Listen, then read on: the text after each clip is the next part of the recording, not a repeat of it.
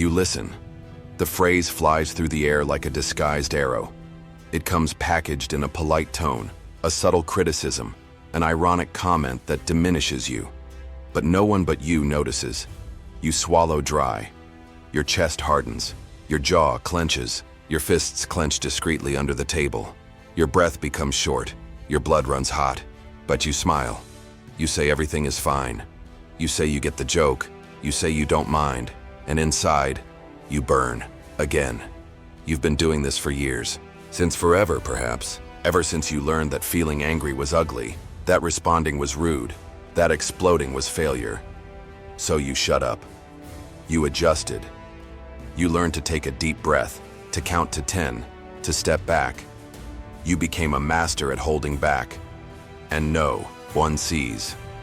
Nobody sees what happens inside when you swallow yet another humiliation, yet another interruption, yet another decision made without you. Nobody sees how much it hurts to pretend it doesn't. But your body feels it. It registers every time. You keep quiet when you should stand up for yourself. Every time you say "of course" when you meant "fuck off." Every time you put your head down when everything inside you screams "enough." Your body gets tired. Your soul shuts down. Your fire turns to ash, and you start to explode, but from the inside out. It explodes in the form of anxiety, insomnia, tiredness that won't go away.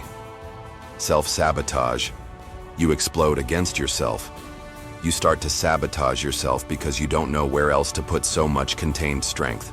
You start to delay what's important, distracting yourself from what moves you, hiding from what you want, undermining your own victories, just so you don't have to deal with the force that's pulsating inside you. But that force is not a problem. It's your anger, the anger you've learned to fear, to reject, to turn it into guilt. But Nietzsche, the philosopher we'll meet in this video, saw anger differently.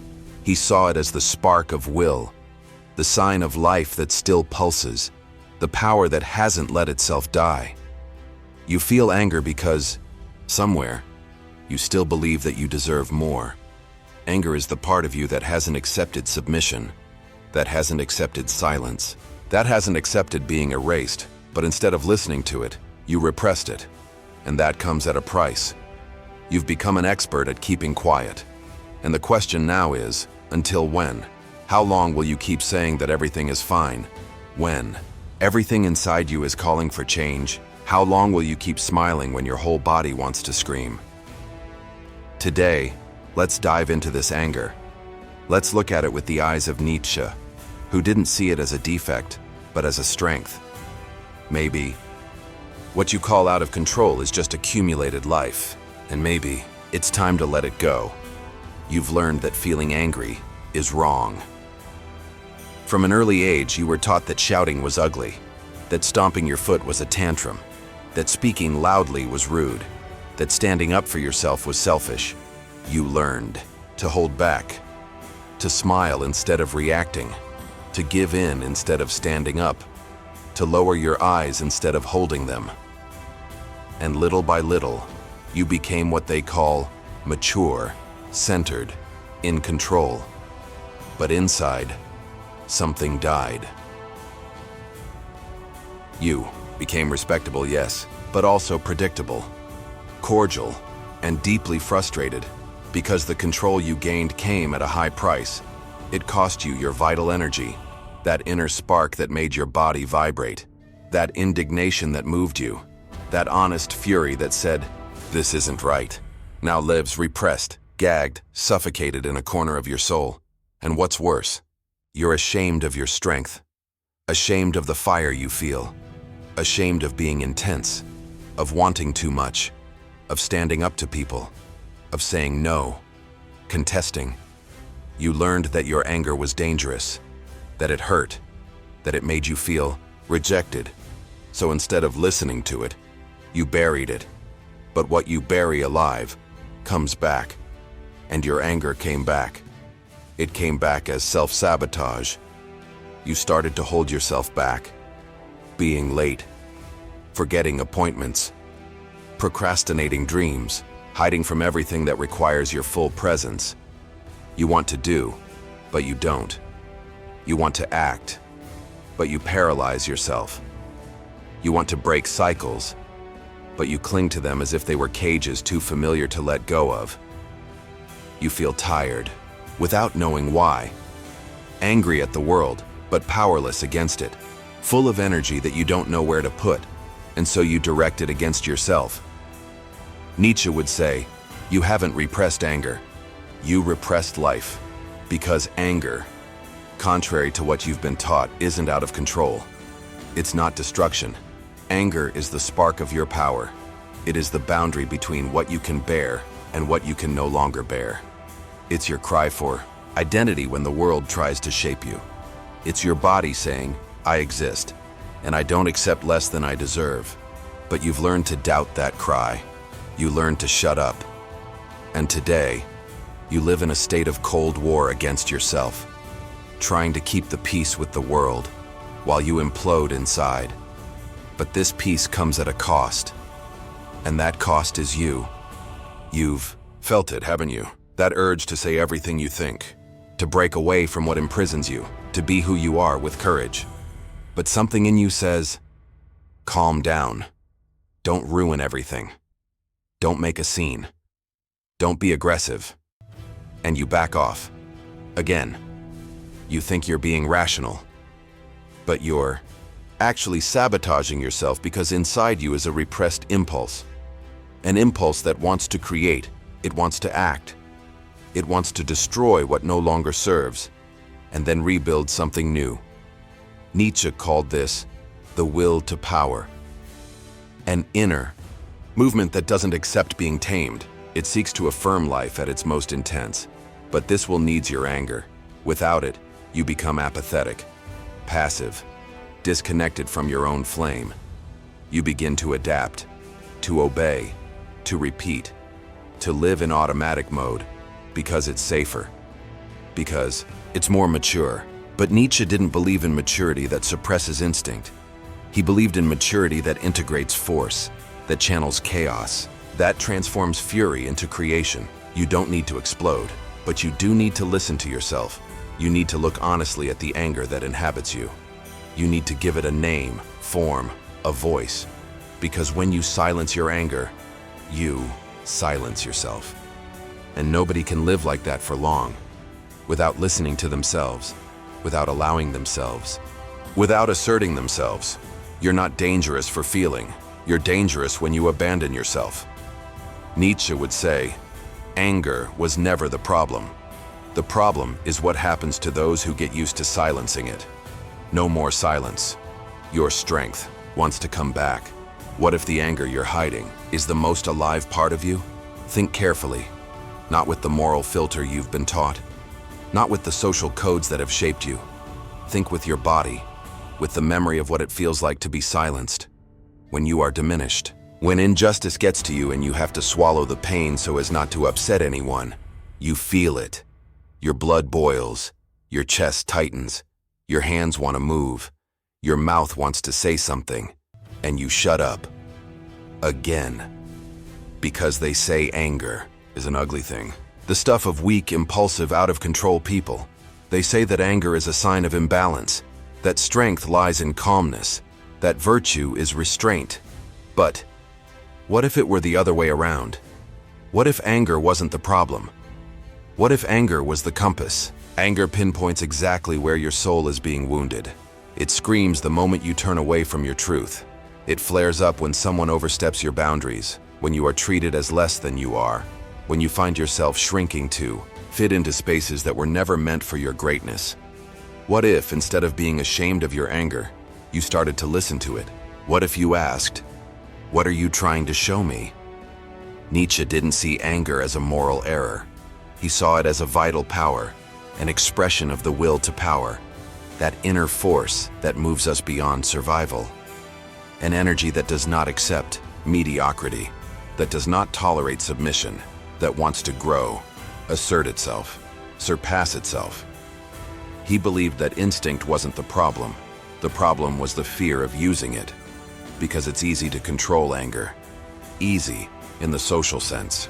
You learn the script. Smile, breathe, retreat, rationalize. But what happens to the energy you don't use? It accumulates. It ferments, it turns into frustration, guilt, and apathy. You become a ticking time bomb, but instead of exploding outwards, you implode. You sabotage yourself. You hide. You sabotage yourself again. Nietzsche would write to you, the problem isn't anger, it's the cowardice of not using it. The cowardice of not turning it into action, in creation, into rupture, in decision, in movement. You don't have to shout at anyone, but you need to shout for yourself. You need to let anger reveal what's wrong, what has crossed the line, what needs to be faced, first inside, then outside. Anger is the warning that you have betrayed yourself, or that you're about to betray yourself, and it won't go away until you come to your senses. What if you started looking at your anger as a gift, a sharp tool, a sacred weapon, a thermometer of your dignity? What if you stopped pretending that everything is fine when it's not? What if you stopped trying to be the peacemaker and started being the defender of what is right, for others, and for yourself? Nietzsche said, "He who has a why to live for can endure almost any how." And perhaps until now, you've tried to endure everything without any why. Your anger is calling you back to that why. It's saying, you weren't born to please. You were born to transform. But transformation requires strength. It requires courage. It requires breaking. And that's why it hurts so much, because you feel it. But you don't use it yet. You're still afraid of what might happen if you let go of this strength. But here's the turning point. It's not anger that destroys. It's the silence around it. When you deny your anger, it grows on its own. It becomes wild, impulsive, out of control. But when you welcome it, when you listen to it, when you channel it, it becomes vision. It becomes movement. It becomes courage. And that courage, that spark of inner fire, is all you need to stop being an adapted version of yourself and finally become who you came to be. What if anger is a gift? Then perhaps you are closer to your power than you realize. For Nietzsche, life is not about balance. It's not about peace. It's not about control. Life, for him, is movement. It's drive. It's intensity. It's the raw, instinctive expression of everything that wants to grow, assert itself, become more. Life is, in its essence, the will to power. And everything that represses this energy makes you sick. Nietzsche didn't see the human being as a creature that must mold itself to moral norms in order to be virtuous. On the contrary, he saw traditional morality as a system that castrates us, a system that transforms power into submission, desire into guilt, anger into resentment. And here's the key. Nietzsche said that resentment is the emotion of those who have been unable to act. It is the fate of anger that has not found expression. Anger, he would say, in a possible translation of his thought, is just a kind of power that has found no direction. And what happens when you stifle that power for too long? You start to believe that being restrained is a virtue. You start to pride yourself on not reacting, not feeling, not responding. You start telling yourself that you're evolved because you don't get angry, because you don't get upset, because you're over it. But the truth that Nietzsche rubs in your face is different. Perhaps you've just been tamed, domesticated as you would tame an animal, by cutting off its instinct, limiting its reach, turning your strength into docility, to fit in, to be accepted, to be safe. But human nature, said Nietzsche, is not safe. It is overflowing. You weren't made to just endure. You were made to create, to impose yourself, to confront, to say yes to what makes you grow, and a resounding no to what weakens you. And when you stifle this, when you divert your own strength inwards, resentment is born, a silent poison that takes over your life. You begin to envy those who take a stand. You hate those who have courage. You judge as aggressive anyone who does what you don't have the courage to do, and all this while considering yourself mature. But Nietzsche didn't want maturity. He wanted power. The maturity that the world sells you is a farce, a pact of silence, a castration of your inner fire. And what's left? A lukewarm existence. You do what they expect. You act as you should. You smile when it's convenient. And deep down, you feel stagnant, tired, extinguished, because you're not living. You're obeying. And Nietzsche provokes you right there. He asks you, what would happen if you stopped hiding behind morality? What if you stopped trying to be good and started being true, not in order to hurt others, but to finally stop hurting yourself? Nietzsche knew that the repression of the will to power turns men into shadows, entire people into passive versions, creators into servants, warriors into ghosts. And that's what you feel, isn't it? That you're always on the verge, almost saying, almost doing. You almost impose yourself, but you stop, thinks twice, it's afraid, and backs down. And then you rationalize. You say it was for the best, that it was unnecessary, that you were greater. But Nietzsche would say, it wasn't greatness, it was fear. And fear is the shadow of repressed will. The anger you feel, and don't express, is the echo of your suffocated power. And it won't go away. It will turn into resentment, into self-sabotage, into a life lived by halves. You think you're evolved because you don't get angry, but maybe you've just been domesticated. And now it's time to break with that, to listen to your anger, not as a mistake, but as a guide. It's not the problem. It's the beginning of the road back to your strength. You're not at peace. You're imploding. Yes, you, who says everything is fine, who tries to stay calm, who smiles politely even when something inside you wants to punch the wall. You who have learned to call maturity what is actually fear. Fear of showing your strength, fear of confrontation, fear of asserting yourself. You're imploding because your anger hasn't disappeared. It's just changed form. It has turned into silence, into guilt, into chronic tiredness, into sleepless nights, in irritation at small things, paralyzing procrastination. Anger doesn't go away. It changes clothes and becomes apathy. It becomes self-abandonment. It hides in your difficulty in saying no. That clear, dry, direct no that sets limits, without having to justify them. But you hesitate, you explain yourself, you apologize, because inside, you're still afraid of being seen as rude, ungrateful, selfish. You've been trained not to upset anyone, and now you don't know where to put your intensity. You feel the world crushing you, but you don't know how to scream. So you hold back, you sabotage yourself. You hope the anger will pass, but it doesn't. It builds up, and you start to implode. It's like chaining a hungry lion inside you, a ferocious, living, pulsating animal that just wants to run, tear, defend its territory.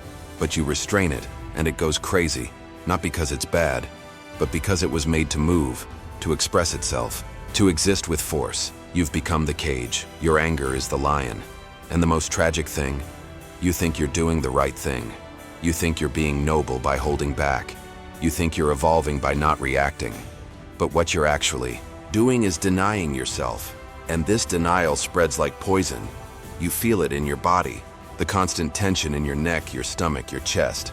The desire to explode, not with others, but with yourself. You criticize yourself for feeling. You shame yourself for thinking it. You punish yourself for wanting it. It's a cycle, an emotional prison, and its name is energetic repression. Nietzsche saw this state as a collapse of the will to power. For him, anger wasn't a defect. It was a vital impulse, a sign that there is still a spark in you that refuses to die. A force that screams when you accept what you should confront. It gets angry when you lower your head in the face of the unacceptable, but you've become good at putting your head down. Now you stall. You stall when you need to start something new. You break when an opportunity arises. You get stuck when you have to take a stand. And you start making excuses. The famous, "I'll do it later, I'm not ready yet, maybe later." But deep down, it's a fear of being great. Because being great requires assuming your own strength. And you still think that to be strong is to be dangerous, so you adapt. And you call it humility, you step back. And you call it wisdom, you hide. And you call it peace. But the truth is different. You're running away from yourself. Running away from the fire that still burns inside you. From the instinct that wants to change everything. That wants to break patterns. That wants to take charge of its own life and say, "Now that's enough. Now I'll do it my way. But you don't listen. You silence that voice. And every time you do, a part of you distances itself. It goes out. You move away from your very essence. And the price? The price is that feeling of stagnation that accompanies you. That lack of will that you try to disguise. That shame of wanting more. You're not tired. You're repressed. And nobody taught you how to deal with it. They taught you to be calm. But not to be free. You were taught to be polite, but not to be whole. You were taught to be useful, but not to be alive. And now you live like someone begging for permission to exist. But Nietzsche didn't believe in asking permission. He believed in taking possession. And maybe it's time you did. Not to hurt anyone, but to stop hurting yourself. Your anger is not the enemy, it's the map. It's saying, there's the limit, there's the injustice, there's the breaking point. She is the warning, the sign, and maybe, if you listen carefully, she'll take you exactly where you've always wanted to be. A place where you no longer have to shut up to survive, where you can finally live. Fully. You say you're calm, that you don't like fighting, that you prefer to solve everything through dialogue, that you know how to take a deep breath, count to 10, and let it go. But now I ask you, with all the brutality that such a question demands, are you calm, or are you just trained not to bother? Is your calmness the fruit of wisdom, or is it old conditioning, an automatic reflex, a response learned by force, so as not to be rejected? How many times have you kept quiet not out of choice but out of fear? How many times have you swallowed a crossed answer, a veiled humiliation, an obvious disrespect, just to maintain your evolved pose? How many times have you accepted being stepped on, belittled, erased, just to preserve the image of someone who never loses their composure? The truth is harsh. You've learned to call your weakness peace. But it's not peace. It's paralysis. You're not calm. You're anesthetized. Your soul has learned to shrink away every time conflict arises. And now, you believe that to be strong is to be silent. That to be mature is to accept everything. That to be wise is to never react. But Nietzsche would have no mercy on this illusion. He would call you by the right name. Domesticated. Because what you call maturity might just be fear. Fear of confrontation. Fear of breaking up. Fear of being hated. Fear of disappointment. And then you smile. You accept. You justify it. You hide behind phrases like, it's not worth it. It's better to avoid conflict. I'll let it go. But the truth is that you're tired of letting it go. You're abandoning yourself in the name of a peace that was never yours. Because true peace doesn't come from repression. It comes from truth. And your truth is now suffocating inside you. You feel it when you're alone. When you remember all the times you gave in. That you canceled yourself out. You let them talk to you as if you had no voice. You feel it in the tiredness that won't go away. In the insomnia that visits you. In the irritation that explodes at random moments. Because the anger that hasn't been expressed will eventually find an outlet. You think you're holding it together, but you're imploding. You think you're protecting others from your rage, but you're hurting yourself in silence. And deep down, you know it. You know there's something wrong with this perfect image of balance. You know there's something rotten in that mask of peace, but you're afraid to take off the mask, because it has protected you all your life. It has kept you accepted. It has spared you from abandonment, from confrontation, judgment. And now, you confuse protection with identity. You've become so good at repressing that you no longer know what you feel. But Nietzsche said that the will to power when denied doesn't die. It writhes. It becomes resentment. It becomes weakness disguised as kindness. It becomes cowardice disguised as compassion. And the worst, it becomes morality. You start to pride yourself on how much you control yourself, how much you put up with, how much you give in. But that's not virtue. That's surrender. You're not calm. You're surrendered. And perhaps what you need most right now is not more restraint. It's permission. Permission to feel. to react, to stand up for yourself, to say no, to shout if necessary. Permission to let the anger out, not as destruction, but as clarity. Because anger, when listened to, is transformed. It points, it reveals, it heals. But as long as you continue to call weakness peace, you will continue to live in exile from yourself. Exiled from your power. Exiled from your truth. Exiled from the life that begins when you stop pretending that everything is fine. So, I ask you with the firmness of someone who wants to see you wake up, how many more times are you going to betray yourself? In the name of a peace that only makes you sick? How many more times are you going to repeat that everything is fine, when inside everything is screaming for change? Enough. You weren't born to be passive. You were born to be whole. And being whole sometimes requires the courage to set fire to false calm. Anger is not a flaw, it's an alarm, a primitive call from the soul, an ancestral instinct that flares up every time something in you is being violated. A deep cry from the body and psyche, saying, "Not this. That's enough. This doesn't fit me anymore." You've learned to fear this alarm.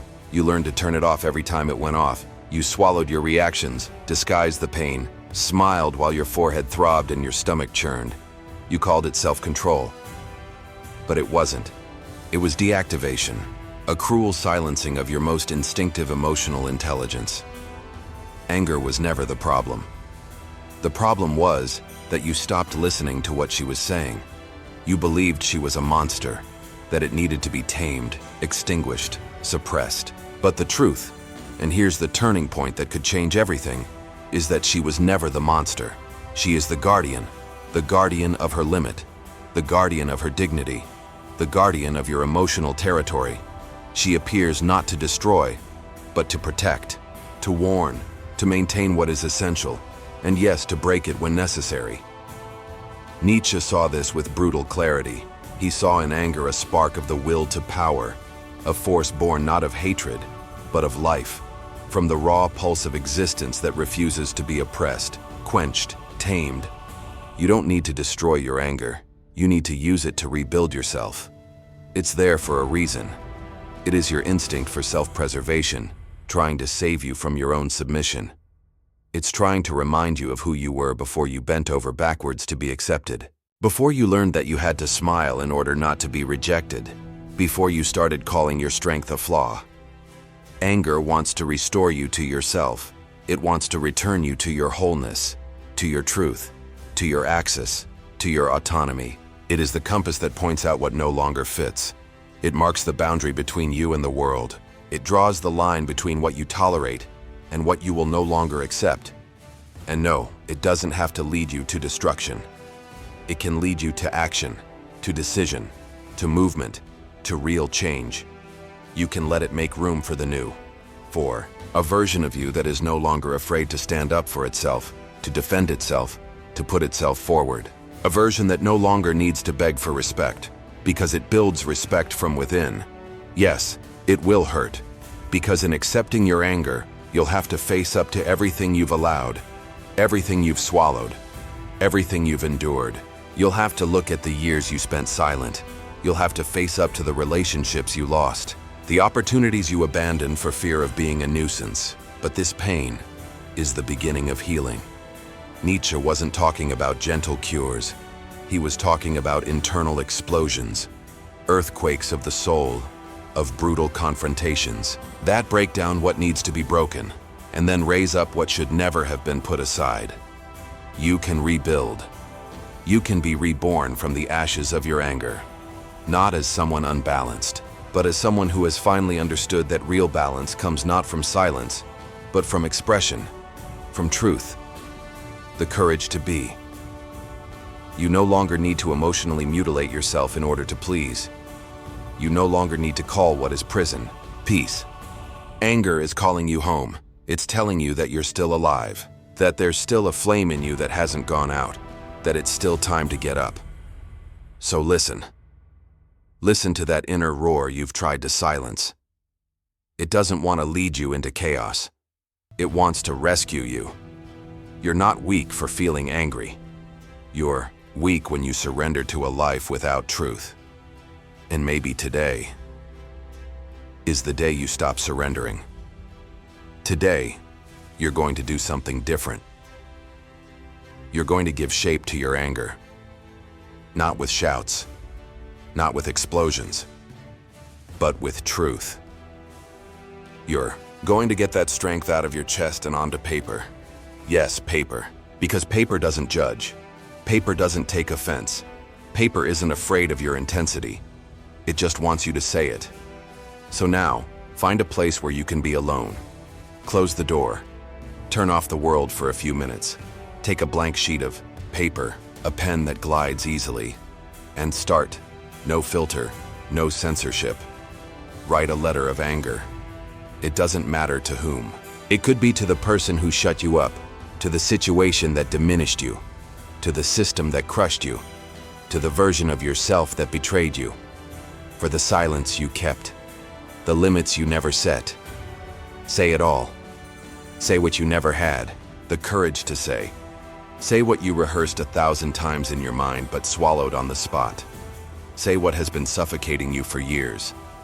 Don't worry about nice phrases. Don't worry about coherence. Let your hand run faster than your mind. Let the words tear the paper as you wish you could have torn that moment. Let your shadow scream. If you want to swear, swear. If you want to repeat sentences, repeat them. If you want to write in bold letters, do it. This is not a writing exercise. It's an act of symbolic exorcism. You are removing from your unconscious what has been eating away at you in silence. You are letting your anger exist for the first time without shame. And when you've finished, when there's nothing left to say, breathe. Read it out loud. Yes, out loud. Even if you're shaking, even with your heart racing, even with a lump in your throat. Read it to yourself. Listen to what your shadow shouts. Listen to your own truth echoing in the room. Maybe you'll cry. Maybe you feel afraid. Maybe you'll feel ashamed. But something will happen. You will recognize yourself. You'll see in your own eyes a part of yourself that has always tried to save you, but never had the space. This letter doesn't need to be sent. It doesn't need to be shown. It is yours, but it marks a before and after. It is the moment when you stopped running away from yourself. Nietzsche said that you have to carry chaos inside you to give birth to a dancing star. This letter is chaos. It's the emotional confusion that you've tried to sort out on the outside, but which can only be resolved on the inside. It's the raw truth of your pain, and the truth sets you free.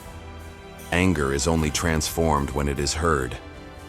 And now, you've started to hear it not as a monster, but as a messenger, not as something to repress, but as something to integrate. This letter is the first step, a symbolic ritual that opens the door to reuniting with your power. Because deep down, you already know. Silence is what makes you sick. The word is what sets you free. Write, read, listen, and then stand up differently. Nietzsche said, "The snake that doesn't change its skin dies." It's not just a natural metaphor, it's a spiritual truth, philosophical, archetypal. The snake, the ancient symbol of transformation, doesn't cling to what no longer fits. When the skin begins to tighten, when the body asks for expansion, it doesn't hesitate. It crawls over rocks, tears up what needs to be torn up, abandons the old, in order to stay alive. And what about you? How many old skins do you still wear? How many characters? How many forced smiles? How many swallowed words? How many unspoken no's still stick to your skin like scales that no longer breathe? You've been carrying around a version of yourself. That's overdue. You've been living like someone trying to fit in where there's no more room. You've called maturity what surrender is. You've mistaken restraint for wisdom, when in fact you've been shrinking for fear of expanding. Your anger, yes, your anger is the sign that it's time to change. It is the discomfort of old skin. It is the friction with the stone that scratches, that hurts, that awakens. It's the vital energy saying, you need to move, you need to break through, you need to let go of the old. You can't be reborn as long as you keep pretending that everything is fine. And anger knows this. It comes, sometimes forcefully, sometimes as a subtle nagging, just to remind you that something is wrong, that something needs to be said, done, chosen. It doesn't want to destroy you, it wants to set you free. But for that to happen, you need to stop seeing it as an enemy. You need to stop treating it as a personal flaw, as a shameful defect that needs to be hidden under your mask of serenity. You need to understand that she is your instinct, crying out for wholeness. Nietzsche didn't believe in containment for containment's sake. He believed in transformation, in potency, in creation from chaos. And his anger is exactly that, a fertile chaos, a dark land where the new is born, where you stop being domesticated, contained, pleasing, and start being your own creator. Tatur, snake that doesn't change its skin dies. What about you? Will you continue to carry the weight of what has gone before? Or are you going to let that skin fall off, even if it hurts, even if it bleeds, even if no one around you understands? This video was a breakthrough. Now it's up to you what you do with it. You can close that flap, pretend you didn't touch it, go back to your usual silence. Or you can use your anger as a fire that cleanses, as energy that builds, as an impulse that guides. The question is simple, brutal, transformative. Are you ready to let your anger guide you instead of devour you? Then go to the comments, write with courage, with blood, with truth, what your anger has wanted to say for years. Maybe this is the first time it will have a voice, and maybe when it is heard, it will stop screaming. Now it's up to you.